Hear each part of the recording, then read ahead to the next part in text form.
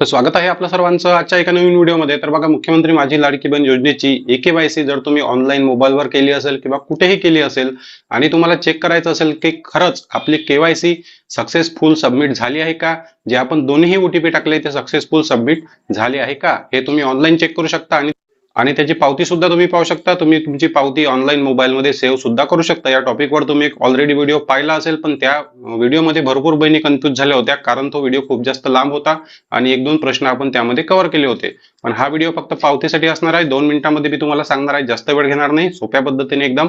बघा, video start करूया. e-KYC केली असेल तर OTP सक्सेस झाल्याची पावती कशी काढायची आणि OTP सक्सेस झाला किंवा फेल झाला हे कसं पाहायचं. तर बघा, आपल्याला काय करायचं आहे, आपल्याला मोबाईलमध्ये असलेलं आपलं गुगल ओपन करायचं आहे. बघा, जिथे तुम्ही e-KYC केली त्याच ठिकाणी सर्च करायचं आधार सीडिंग. आधार सेटिंग, बघा आधार सेटिंग सर्च करायचं. आधार सेटिंग सर्च केल्यानंतर पहिल्या नंबरची आधारची वेबसाईट तुमच्या समोर ओपन होते. बघा, अशा प्रकारे UIDAI government.gov.in पहिल्या नंबरची वेबसाईट ओपन करायची. त्यानंतर बघा, तुमच्या समोर जे आहे ते वेबसाईट ओपन होते. त्यानंतर लॉग इनचं बटन येते. या ठिकाणी तुमच्याजवळ लॉग इनचं बटन येते. लॉग इनवर क्लिक करायचं. लॉग इनवर क्लिक केल्यानंतर तुम्हाला या ठिकाणी तुमचा आधार क्रमांक टाकायचा आहे. तुमचा आधार क्रमांक टाकायचा. त्यानंतर हा कॅप्चा कोड जो आहे तो या ठिकाणी सबमिट करायचा. कॅप्चा कोड टाकल्यानंतर या ठिकाणी सेंड OTP वर क्लिक करायचं. लगेच तुम्हाला तुमच्या आधार नंबरवर जो काही मोबाईल नंबर लिंक आहे त्यावर एक OTP येईल. तो OTP या ठिकाणी सबमिट करायचा आणि लॉग इन करायचं. आता लॉग इन झाल्यानंतर बघा, तुमच्या समोर अशा प्रकारचं जे आहे ते पेज ओपन होईल. आता तुम्ही लॉग इन झाले आहे का, तुमचा आधार क्रमांक लॉग इन झाला का, तर या ठिकाणी बघा कॉर्नर मध्ये तुम्हाला तुमचा एक फोटो दिसून येतो आणि तुमचा त्या फोटोवर क्लिक केल्यानंतर तुम्हाला तुमचं आधार कार्ड पूर्ण या ठिकाणी दिसून येते. तर बघा, आपण लॉग इन झालो आहे.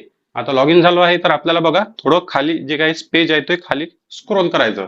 या ठिकाणी बघा तुम्हाला एक ऑप्शन दिसून येत आहे ऑथेंटिकेशन हिस्ट्री. ऑथेंटिकेशन हिस्ट्री ऑप्शनवर आपल्याला क्लिक करायचं आहे.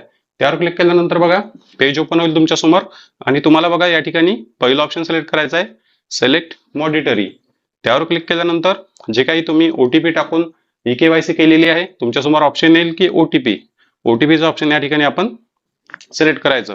त्यानंतर बघा या ठिकाणी डेट येत आहे की तुम्ही कोणत्या दिवशी OTP पाठवला, कोणत्या दिवशी KYC केली. तर बघा, या ठिकाणावरून जे आहे ते तुमचं डेट जे आहे ते सिलेक्ट करून घ्यायची. मी 19 तारखेला KYC केली होती तर 19 तारीख या ठिकाणी सिलेक्ट करून घेत आहे. 19 तारीख सिलेक्ट केली. त्यानंतर दुसरी डेट येते, म्हणजे पुन्हा तुम्हाला एक डेट सिलेक्ट करायची आहे की कोणत्या दिवसापर्यंत तुम्ही OTP पाठवला होता. या ठिकाणी सुद्धा तारीख सिलेक्ट करायची किंवा तुम्ही 19 तारखेला e-KYC केली असेल तर 20 तारीख तुम्ही सिलेक्ट करू शकता. त्यावर क्लिक करायचं, तारीख सेट केली. त्यानंतर बघा या ऑप्शनवर, या निळ्या ऑप्शनवर बटनवर गेट ऑथेंटिकेशन हिस्ट्री यावर आपल्याला क्लिक करायचं आहे. त्यावर क्लिक केल्यानंतर बघा तुमच्यासमोर पूर्ण जे काही तुमच्या OTPची हिस्ट्री येईल. तुमचे किती OTP फेल झाले, किती OTP तुमचे सक्सेस झाले. बघा, सर्वात पहिला OTP येणार तुम्हाला. बघा या ठिकाणी जो तुम्ही आता OTP पाठवला, जो आता तुम्ही आधार कार्ड लॉग इन केला, आता चेक करताना तो OTP तुम्हाला बघा या ठिकाणी आधारचा OTP.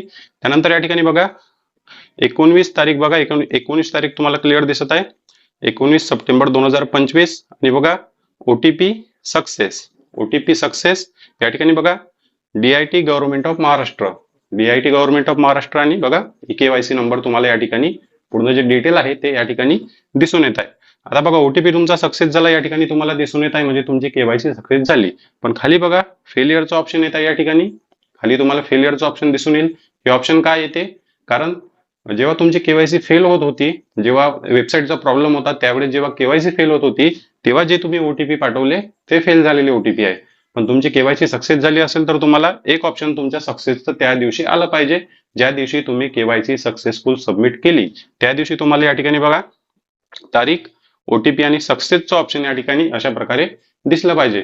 तर बघा हे जे काही मी तुम्हाला ऑनलाईन चेक करून दाखवलेलं आहे हे तुम्हाला तुमच्या आधार क्रमांकावर चेक करायचं आहे. तुमचा आधार क्रमांक आणि OTP टाकून चेक करायचं. त्यानंतर तुम्ही पती किंवा वडिलांचा आधार क्रमांक टाकून OTP टाकून KYC केली आहे त्यावेळेस सुद्धा तुम्हाला चेक करायचं आहे. म्हणजे 2 वेळा तुम्हाला 2 आधार कार्ड लॉग इन करून दोन्ही पावत्या जे आहेत ते अशा प्रकारे तुम्हाला काढून घ्यायची आहे, म्हणजे 2 पावत्या तुम्हाला या ठिकाणी मिळणार आहे. तर बघा आता पावती कशी डाउनलोड करायची, बघा या ठिकाणी डाउनलोडचं बटन दिलेलं आहे, डाउनलोड PDF. त्यावर क्लिक केल्यानंतर तुमचं PDF फॉर्मॅटमध्ये जे आहे ते तुमच्या मोबाईलमध्ये PDF सेव्ह होईल. पण त्याला असतो पासवर्ड, असतो. तर पासवर्ड कसा टाकायचा तुम्हाला सांगतो. तुमचं नाव जर समजा आता माझं नाव आहे प्रवीण, ठीक आहे. प्रवीण आहे तर प्रवीणचे 4 अक्षर PRAV आणि त्यानंतर जन्माचं वर्ष म्हणजे 1993 या ठिकाणी टाकायचं. PRAV जन्माचं वर्ष 1993.